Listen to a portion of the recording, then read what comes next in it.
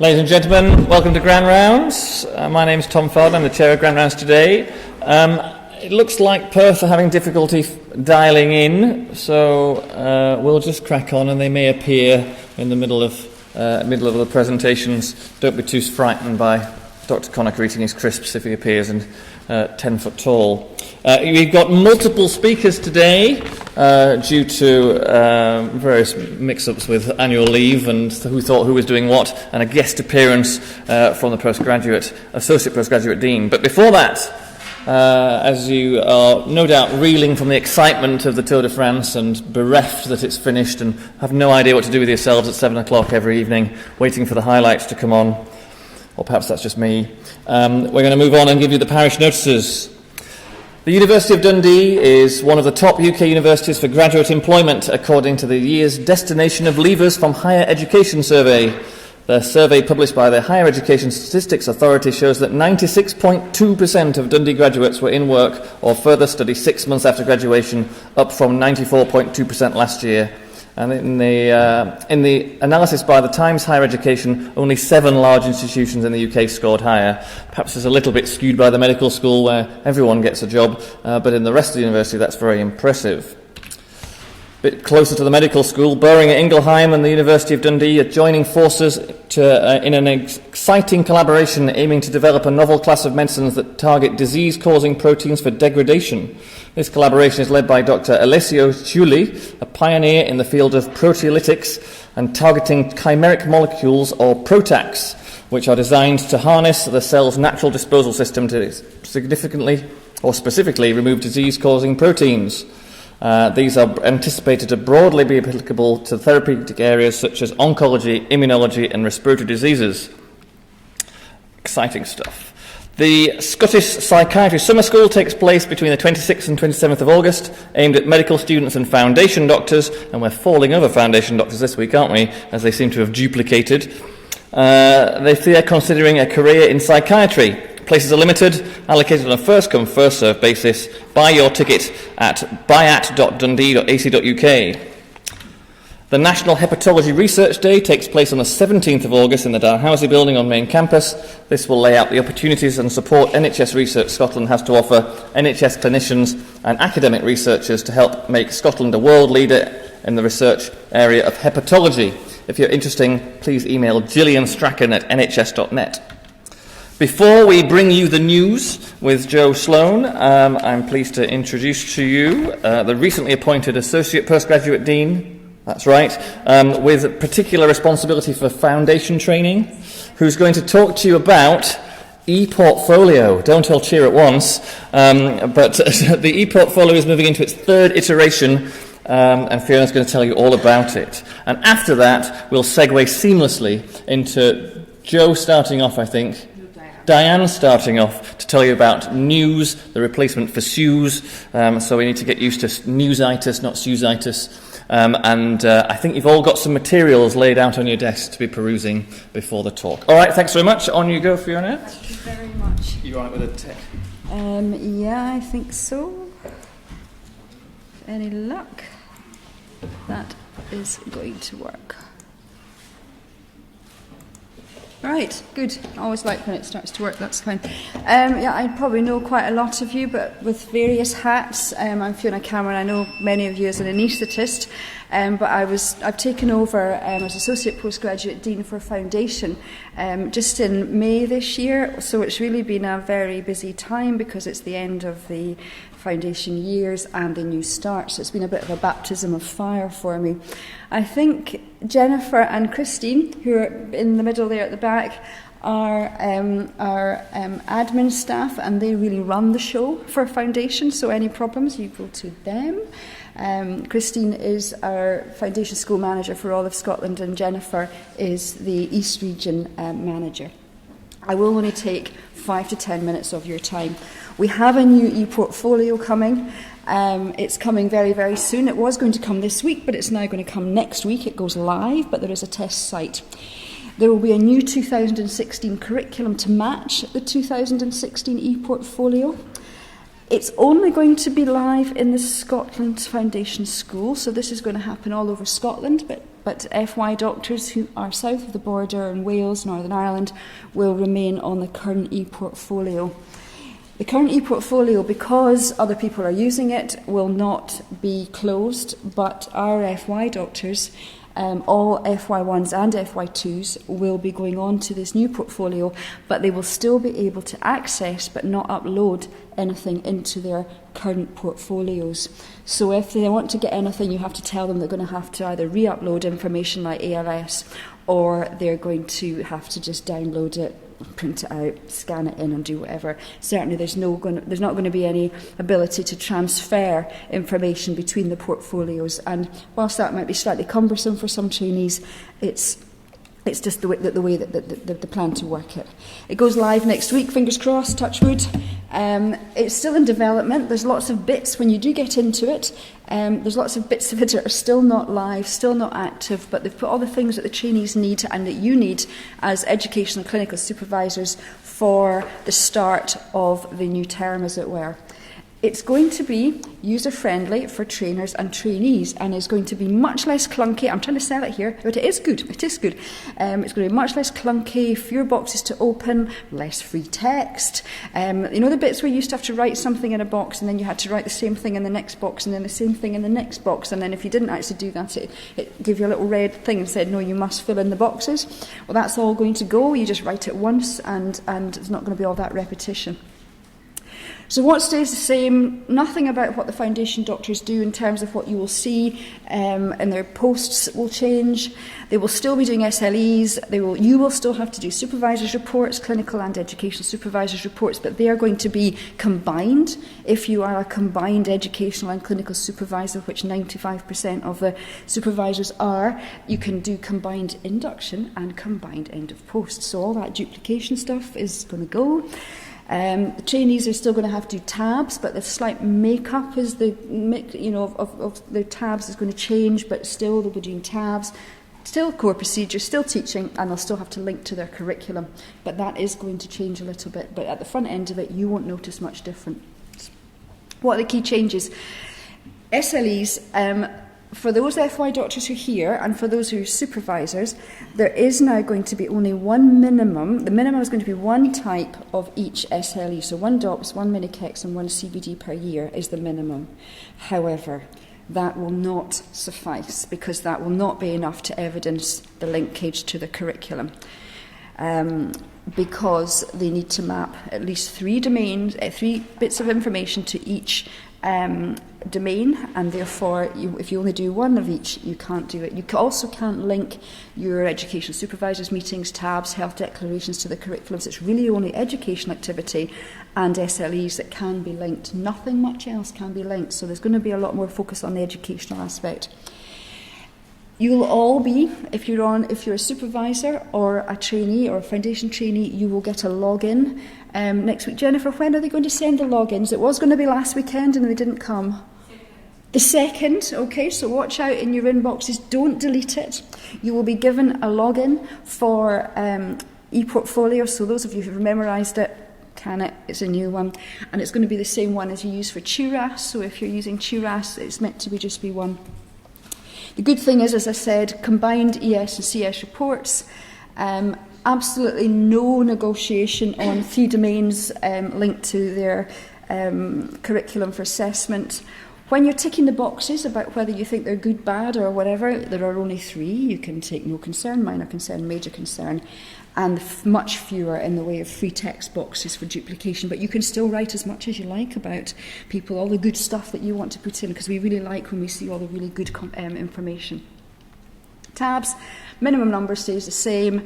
However, the mix-up's slightly different. 2 consultants or GPs, only 1 doctor, more senior than FY2, 2 nurses. Pharmacy are getting their own recognition. They're not lumped in with the AHPs anymore. Pharmacy will be there, but they're not actually mandatory because it's not always possible to get a pharmacist, and 2 additional team members. So it's just if your trainees come and ask for some guidance on who to do the tabs, this is what it's going to say, but it's very clear within the portfolio. For the trainees, there's a little progress bar. So rather than you having to count up what you've done, it'll go all the way along, and then there'll be a little line, and when you cross the line, you have done enough, but you're pretty welcome to do more. All right, so you don't say, oh, I thought I had enough, if you haven't reached the bar on the line. And you, as supervisors, you'll be able to see that. You'll be able to see their progress as they're coming through. So if you get them in post 3 and they haven't actually been anywhere near the line, you're going to have to say, come on, get more stuff done. Also, there's little warnings if they try and overlink. So some trainees will do an SLE and link it to absolutely every domain that exists so that they can get plenty of linkage, but doesn't encourage discretion and thought in how they feel that they're evidencing their portfolio. So there'll be a little flag that comes up and says, no, you can't do that. So they're not going to be allowed to do that in the future, which actually just allows for a bit more thought going into how they're evidencing what they're learning. This is the website for the new curriculum. I have some sample logins. Jennifer and Christine also have some sample logins if anybody wants to play with it. Any questions? And I've got the curriculum here. Silence. So if I go in here, this is what it's going to look like. Where's it gone? No, where did it go? It was here.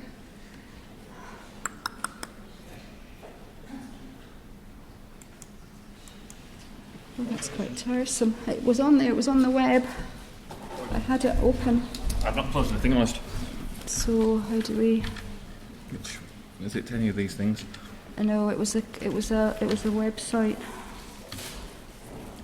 Not that. Oh, I wonder if he's closed the tab. I think he's closed the tab. He's closed the tab. Right, so we need to open another tab, don't we? Have we got time to open another tab? Joe, have I got time to have a tab? Yeah, you do, indeed. Just close everything. Close everything. I'll minimise that.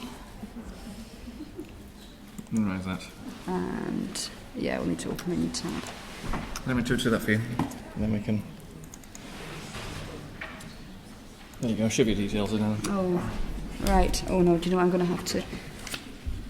Oh, I have it off my email. Jennifer, have you got the website with you?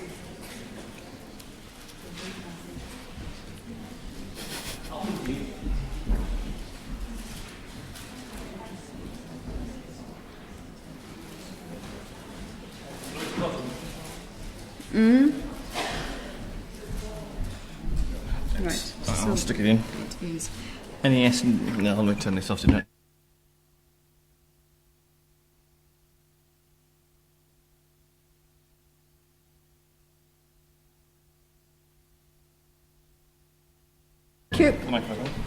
Okay, so when you log in, what you're going to see, you will have to choose your role. So when you go in, it's a home page. You'll choose whether you're either an education supervisor or if you're a clinical supervisor. Your role will have already been logged in as to what you are. This is what the supervisor sees and not what the trainee sees. Okay, because I was expecting more supervisors. All foundation doctors are having training sessions, and I recognise faces, and I know you've been at the training sessions. So if you are an education supervisor and you want to look and see what this doctor has been doing, you click on them. Okay, and this is what you'll see. So you can look at progress. Give it a chance. Okay, so all posts will appear. So this is basically what you see. These are not real trainees, by the way, okay? So it will go through each post. So this person has been in Aberdeen, post 1, post 2, post 3, and all their posts are linked. And you can actually go into each of their, anything that has been uploaded, you can have a look at. Okay, and that's it there. So there's very little in this portfolio. When you are filling in the forms, this is what you do as you fill it in. You just go in and create a form, and this is all you have to do for your induction meeting. Okay, so this is considerably different from previous induction meetings. Remember when we had to go through linking everything with the curriculum? You'll do this, you'll do IV administration, you'll do ECGs. This is all you need to do at the beginning, and have a discussion and a PDP. Okay, so I'll cancel that. The curriculum isn't up yet. What else is live, Jennifer? What else can we show? If I log in as a trainee, so I need to log in as... Do I need to sign out and log in again? So sign in as...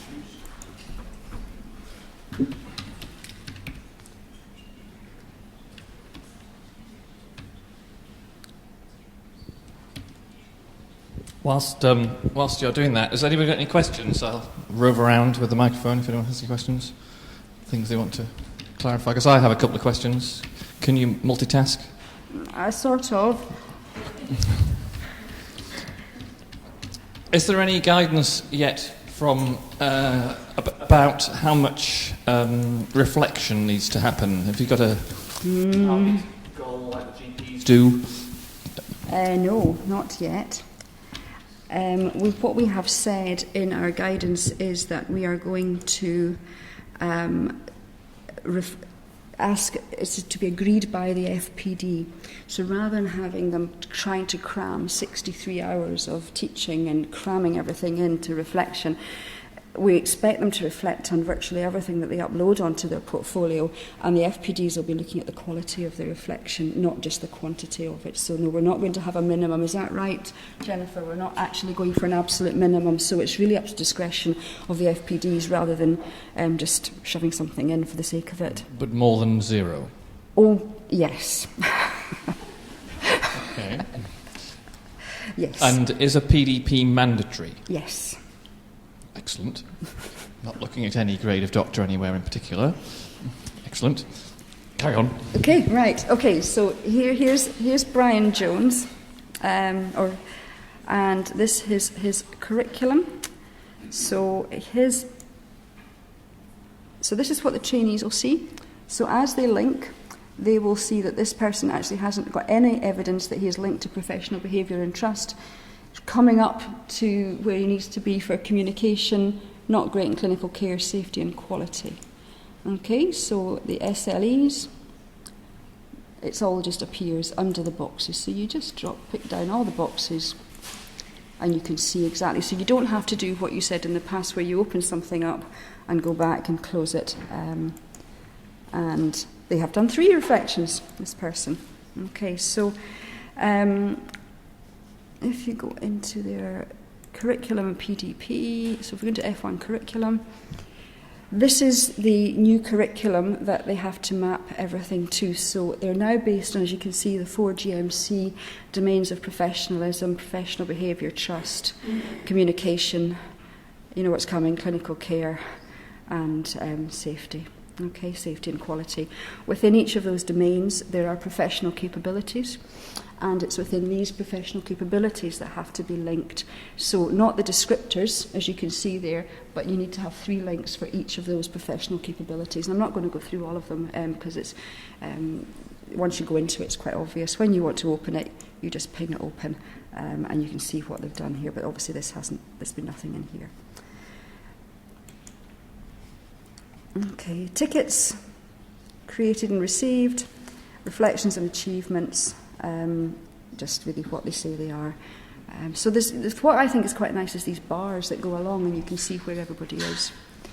Does anyone want to see into any other bits of it? There's not everything else. Nothing else is really live yet. This is how you navigate through the domains. It seems quite straightforward. Any questions?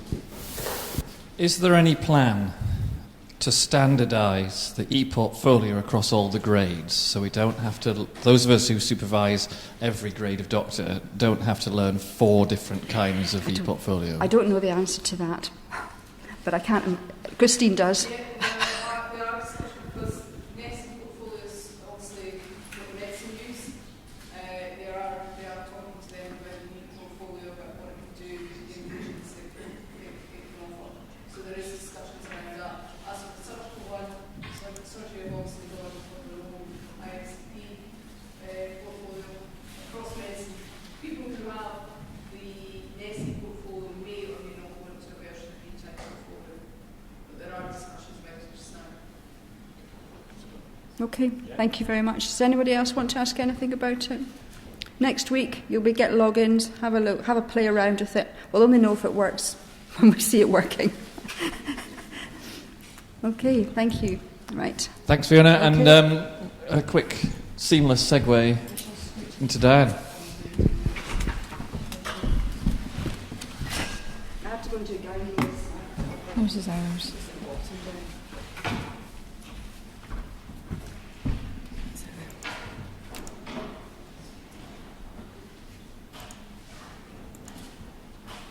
Okay. So, was that seamless enough? Is that okay? So for those of you that don't know me, I'm Diane Campbell, Associate Director for Patient Safety. And apologies for the cheesy headline, but I couldn't resist it. Joe and I, over the next, the time that we have left, want to share with you some of the work that's been going on since around October last year. Work that's been led by an NHS Tayside deteriorating patient group, which has representation from across different specialties, professions across Tayside. And not just in acute, we have primary care, out of hours, mental health, Scottish Ambulance Service. I think we're well represented at the group actually for taking this work forward. And this work, the aim of this group was to improve the early identification, escalation and treatment of deteriorating patients wherever they may be in Tayside. So the two main drivers for this have been, and some of you may be familiar with the two reports. One was back in 2012, which was the RCP report on national early warning scores and the attempt to review the standardisation and assessment of acutely ill patients. That's followed in 2014 by the SIGN guideline on care of deteriorating patient, which is really where the recommendations we've taken from both of these that have guided the work of the group, but also data, local data on incidents, things that haven't gone as well as we would have liked in Tayside, and some of the learning from that, knowing that we think we can do some things better when it comes to care of the deteriorating patient. So the SIGN guidelines we've used as to guide some of this work. There's 19 different recommendations within this publication under these broad headings. And what they recommend is, the first one about observations is what we observe, who does it and where. Recommending that all boards adopt the national early warning scoring system. And there's probably about 5 or 6 boards that have already done that, so we're not that far behind everyone else. There's still a few that haven't.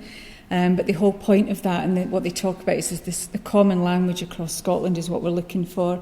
In particular, if you think about primary care, the use of news, the use of the sepsis app with links to news. And at the moment, the Scottish Ambulance Service are very aware of news, but wouldn't use it in Tayside, for example, because no, that's not a common language, and it probably wouldn't be helpful for them to phone up with a patient to say we have a news of, which actually doesn't mean the same to us in our acute care settings. It talks about sepsis and the reliability around screening and sepsis 6 bundle, and recommendations around patients who have a limited reversibility. How well is that documented in the patient's notes? So having a standardised way of doing that and ensuring that happens for every patient. And the graded response, which we'll come on to a little bit more, you'll see that on the bottom of the news charts that we'll have out there, very similar to Sue's, the low, medium and high clinical risks. Communication, so what happens when a patient does deteriorate, how well is that communicated by the multidisciplinary team, what processes do we have in place now and how can we improve that. And also it asks that all boards look at data collection, so it specifically looks at the number of cardiac arrests that you have in the boards. I think we need to go a bit further than that. It's not just about the numbers, it's about the total number of crash calls, how we review them and what we learn from them. So they were the main guidance that we've used to guide our work over the last 6 months or so.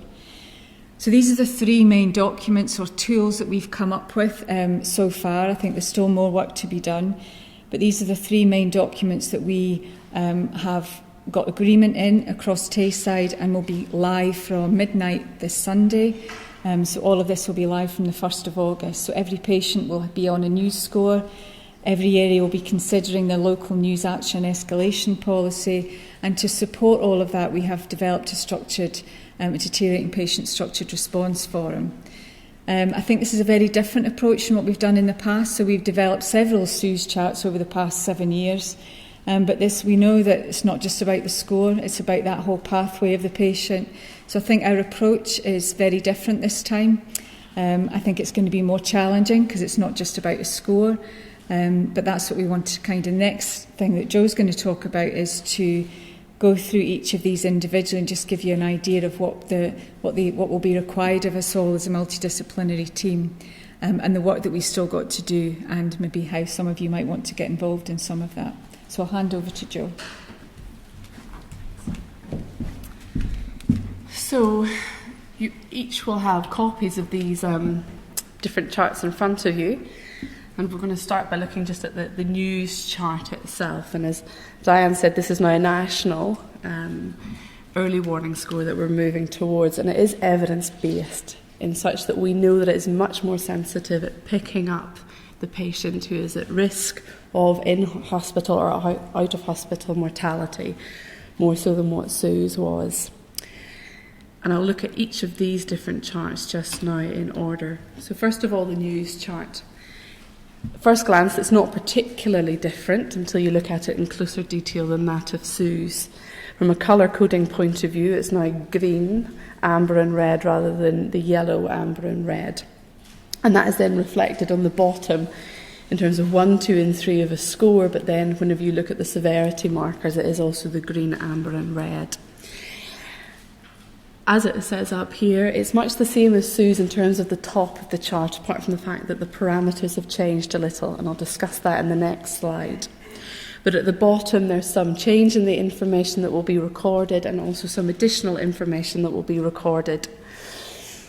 Again, it's about frequency of observation, and then a prompt: has the patient been escalated to medical staff or appropriate members of the team?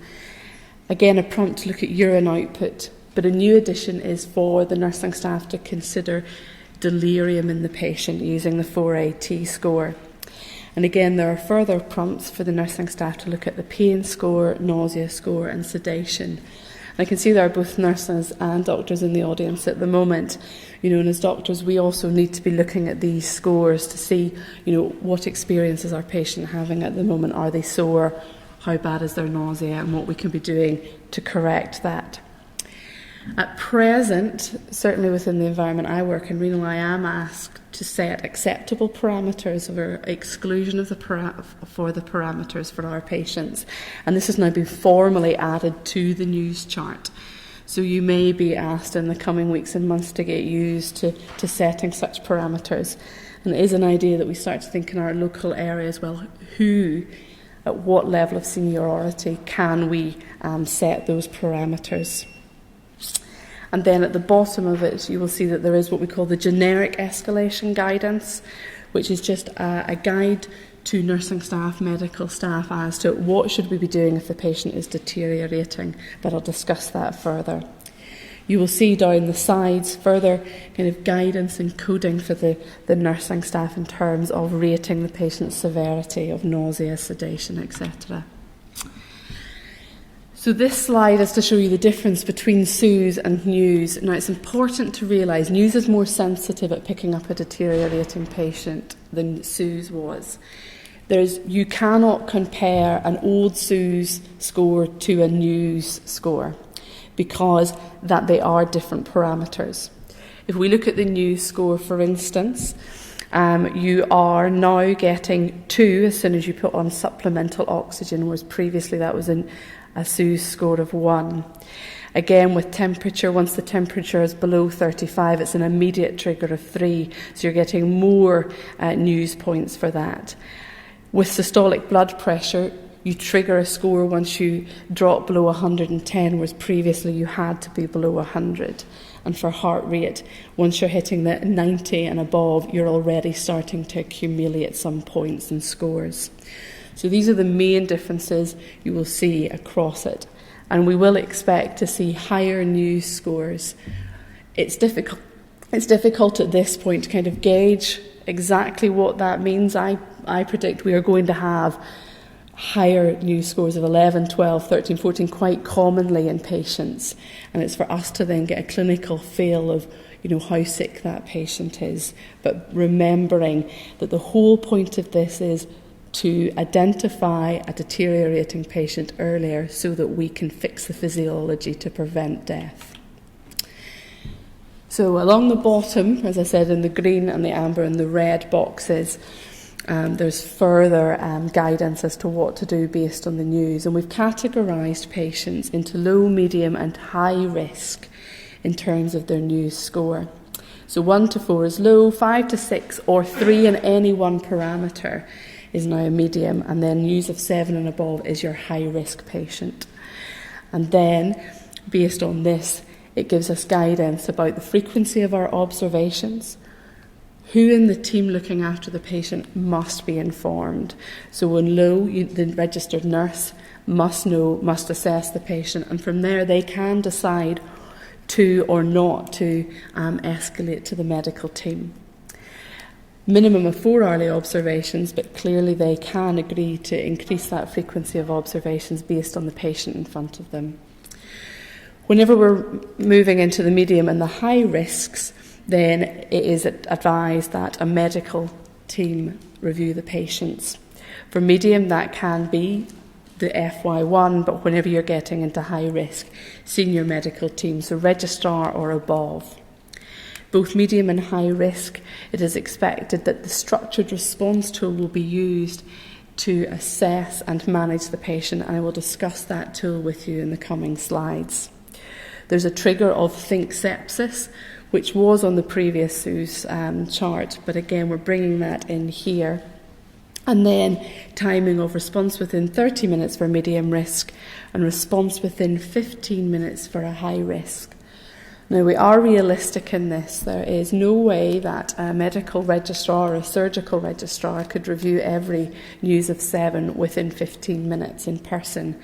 But what must happen is that a senior medic is made aware that someone is sick within 15 minutes. This is being used in the community as well. So in a cottage hospital, that a GP is informed somebody is unwell in this hospital, so they can make appropriate decisions to try to prevent further deterioration. So this is then translated into what will become the local escalation policy, and it's important whenever we read this that it is identified that locally it can be adapted to the environment in which you work. It is divided into both the normal working hours and out of hours working as the level of escalation and the pathway of escalation will be altered throughout those periods. And again, it's the similar things that I've discussed in the last slide. But again, it's really about what happens locally. So moving on to the structured response tool. The idea of this is kind of multifactorial. And I think depending on what level of experience you have, you will use this for different things. So it's to be filled in for any patient who is deteriorating with a medium or a high risk, but can be also filled in for somebody with low risk who you believe is deteriorating. If you look at the top, it is set out in an S-bar format, so situation and background are at the top. This is for the first responder to fill in. So the nurse who has detected that the patient is deteriorating completes this and uses this as the record of their essential handover. So if they're phoning hospital at night, they give the situation, the background, they document it.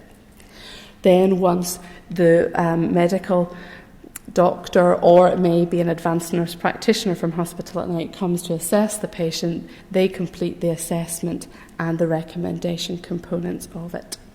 You will see that the assessment is set out in the standardised ABCDE approach. There are some prompts in place to guide more junior or inexperienced members of the team into things that they need to be thinking about. Whenever it comes to the top of the second slide, which is on the back, there is then part of, well, you've now made your differential diagnosis. What is the appropriate level for this patient? Do they actually require immediate escalation to higher dependency or to more senior members of the medical team? Is there a DNA CPR form in place? Is this patient actually appropriate for further intervention? and has that level of care been previously documented? And then importantly, do the patient and do their family know? Because in the middle of a deteriorating patient scenario, we often forget that. Recommendations, essentially their plan, and again further triggers to prompt them into thinking sepsis, 6 antibiotics. You will see the bit that is highlighted, which is important whenever it comes to kind of managing the patient. There's no point in making a plan and walking away without communicating. So this is to prompt a team building exercise, well, not a team building exercise, but teamwork by speaking to the nurse, saying, this is my plan, what do you think? That will allow the nursing team to become involved and to discuss if they do not agree with what is happening. And then finally, when are we going to come back? When are we going to reassess this patient? Who is going to do it and when are they going to do it? And what happens if the patient deteriorates? This will then be filed chronologically within the patient notes. Following that, then history continuation sheets shall be filled in for any subsequent encounters. It's available, it's coming in essentially a pull-out sheet. It is read, it will be easy as you come into the ward round the next morning to look and go, oh, this patient has had a deteriorating episode overnight. And back to Diane. So I mentioned early on that primary care have been involved. So they're probably not at the stage that we are in acute, but they are developing a community structured response. So we've been working with community nurses who, at the moment, when they go into someone's home and they assess a patient, there's not really any way of formalising that in a standardised way, and the communication that a GP or out of hours often get is that we're just a little bit concerned about this patient. Probably where we were about sort of 3-4 years ago with regards to an early warning scoring system, and they've never had the opportunity to be part of that work. It's not a validated tool actually in primary care, even though the signed guidelines and RCP recommend that pre-hospital should consider using news. So we're just treading a bit more slowly with the community to make sure that we just don't impose a tool on the community nurses and the GPs that might not actually work in the same way. However, the GPs have been very supportive of it. They've already used, some of them have already downloaded the online module for news, recognising that they think that will be helpful when we move to news on the 1st of August, that if they did phone up with a referral, they could use a news score, and that would be common language that we can use across the service. So that's work that's continuing. But, you know, we've had some great engagement from primary care, particularly out of hours, who are keen to use news as part of their triage system. So just a bit about staff awareness. At the end of May, we started awareness sessions. That was every afternoon for at least 4 days a week on all the different sites, including community hospitals, Murray Royal, every site that we could think of that would be using news and needing to think about local escalation plans. And we're over 1,000 nurses have attended awareness sessions. I think it's fair to say that medical colleagues haven't attended as many, but we're hoping that the virtual communication that's gone out around news and structured response has got us in a good enough place for the launch of this on Monday. We've done a significant amount of training with foundation doctors, with FY1s, FY2s, who have been very supportive of it. They've been part of this development, and in particular are really supportive of the structured response document, who think this will be very helpful, particularly the junior foundation years in their early sort of months coming into post.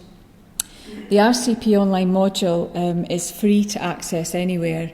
We haven't been able to get this linked to our LearnPro module, but we're working with that at the moment. But again, there's been communication out through various channels encouraging everyone to have done the news online module, so at least that they're aware of what a difference in the news and the SUSE score is.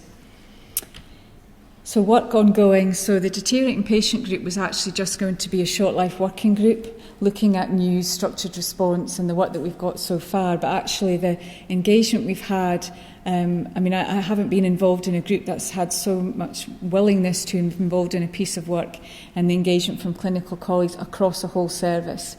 And so we've agreed that we're going to continue this work, because this is actually just the start of some of the things that we've unfolded, if you like, in this journey in the last 6 months. There's clearly a lot of work still to be done, particularly around local escalation policies. And that's what we're going to be focusing on in the next few months. The structured response document, I think we all recognise in the group that we've tested it as much as we can. We've got as much engagement as we can. It is maybe not perfect. And I'm sure even just looking at it yourselves in the last sort of half an hour, you'll have thought, well, I think that could be better. There's bits on there that have been missed. That's absolutely fine. The plan is that we're going to review this and evaluate this on a weekly, monthly basis, collecting data over the next 6 months, and then plan to revise that again in 6 months' time. So this is very much a work in progress, but it is 100% better than what we have now, which is nothing. So we hope you will support that and bear with us and be patient with regards to the development of this element of the pathway. We're in the process of developing an NHS Tayside deteriorating patient policy, which we've never had before. And we also recognise that sepsis, we need to revisit that. We have Monica Doyle is our sepsis clinical lead, and want to use this group as a focus to relook at where we are with sepsis. There is national guidance that we're waiting, because that has changed with regards to triggering of sepsis, so we need to look at that and then incorporate that into this work. And I'm sure there's more, but it's probably enough for us to get on with at the moment. So thank you for listening to us. We hope we've left some time for some questions and some discussions. Thanks so much. So, has anyone got any questions? I can kick off. So there are detractors of this sort of thing, and I appreciate that there's an evidence base and all the rest of it, and I'm just trying to be devil's advocate, really. That I teased earlier on about Susitis, and I think we've all been approached by people to be told, this patient has a Sus of 6, what are you going to do about it? And what the hell does that mean? Back a century ago, when I was a house officer, people would come and say, this person is hypotensive and has got a tachycardia, and I think their heart failure is worse. And now you get approached with they've got a Sus of 6. Drop the mic, walk away. What do you think about that? Am I being unfair? No, I don't think you're being unfair. I think that's been the approach that we've taken before. I think that's the whole aim of the structured response document, is that it prompts that situation and background, the individual parameters of the news. So before that call is made, some thought has been given to what it is that's actually been handed over to whoever it is that's receiving that information. So there is a prompt. The approach that we've taken at the awareness sessions has not been, here's just a new chart. We've done, and there's colleagues in the room that have been part of those sessions, we very much said, this is just a tool, this is part of your assessment of the patient and only part of that assessment, whereas before I think we have been guilty of just talking about a SUS score. I don't know whether Ian wants to come in and comment on that, but I think that's probably a fair comment. Ian? What we've been doing in the training sessions is, obviously, if they talk about it as just a numbers game, like you said, it's not going to work. So there's got to be reasons behind why the number is scoring that and why you're wanting the medical staff to come and review them. So, yeah, I think the staff that we've spoken to have been quite enthusiastic about it and quite pleased particularly about the structured response. I have another question before I fall over. I currently have a news of 2. Or at least that's what I counted when I was listening to you, because I was bradycardic and I had a respiratory rate of only 9, so I need to have my obs measured 4 hourly. If you'd like to sort that out, that'd be great. But most of my patients have a SUS of 2 and a NEWS of about 4 all the time when they're well, because look at all the respiratory house officers nodding away. Excellent.